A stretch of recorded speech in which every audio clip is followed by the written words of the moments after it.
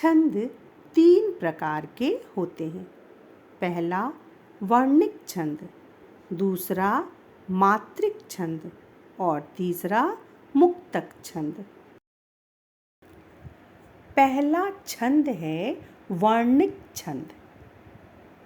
इस छंद में वर्णिक वृत्तों के प्रत्येक चरण का निर्माण वर्णों की एक निश्चित संख्या एवं लघु गुरु के क्रम के अनुसार होता है, अर्थात इसमें वर्णों की गिनती या गणना की जाती है। ये वर्ण 3-3 वर्णों के समूह में बनाए जाते हैं, जिन्हें गण कहा जाता है। दूसरा छंद है मात्रिक छंद। मात्रिक छंद वे छंद हैं जिनकी रचना में चरण की मात्राओं की गणना होती है, अर्थात इस छंद में वर्णों की नहीं बल्कि मात्राओं की गणना की जाती है। इसमें मात्राओं का ही विधान रहता है। इसमें वर्णों के लघु एवं गुरु के क्रम का विशेष ध्यान नहीं रखा जाता।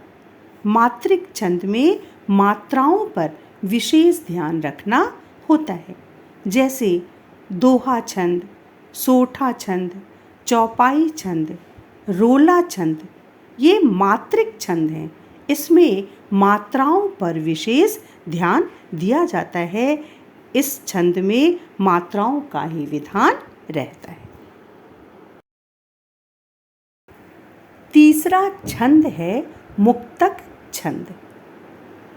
हिंदी में वर्तमान समय में स्वतंत्र रूप से लिखे जा रहे छंद मुक्तक छंद कहे जाते हैं।